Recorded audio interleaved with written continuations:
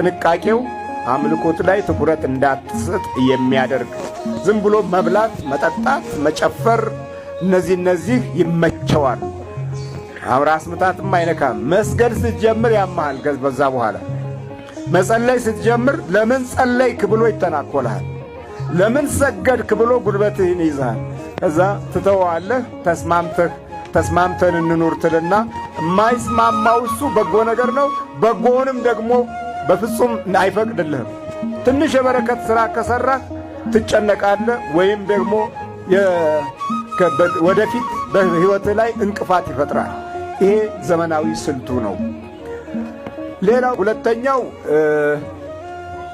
ዕድልህን ይጋርዳታል።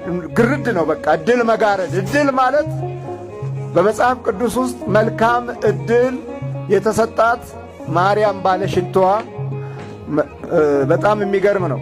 የጌታን ቃል እየሰማች ማርታ ለምንድነው ወደ እኔ የማትልካት? መታ እንድታገለግለኝ ለምን አትነግራትም ለእህቴ ብላ ስትነግር አይሷ መልካም ዕድል አግኝታለች ከእርሷም አይወሰድባትም ማለት። መልካሙን ዕድል ይወስድበናል ጠላታችን አድፍጦ። መልካሙን ዕድል ግን አያምህም፣ ሰውነትን አይጎዳም፣ ዕድልህን ግን ወስዷል። ከዚህ የበለጠ ጥቃት አለን አለ ወይ? ዕድልህን ወስዷል። ትሠራለህ፣ ሥራው አይሰበሰብም። ትሮጣለህ፣ ሩጫህ አይሳካም። ትደክማለህ፣ ምንም ትሞክራለህ፣ ምንም። ዕድልህን ይወስደዋል፣ መልካም ዕድልህን። ለምንድነው ዕድልን የሚወስደው? የሚጠቀምበት ዓይንህንና ልቦናህን ነው። ዓይንህ ላይ ሆነና አንተ የምታየውን ያያል፣ ግን ወደ ክፉ ይለውጠዋል። ከዛ በኋላ አንተ የምታስበውን ከውስጥ በኩል ሐሳብህንም እርሱ ይሆናል። ራሱ ስለሚያስብ በሐሳቡ ውስጥ የእሱ ተካፋይ ሆነ ስታስብ ወደምትፈልገው ሳይሆን ወደማትፈልገው ትሄዳለህ። ስትማርም ዕውቀትህን ይወስድብሃል። በጤና ደረጃ ምንም ባትነካም በሕይወት ደረጃ የምታልፍበትን መንገድ ያጨልመዋል።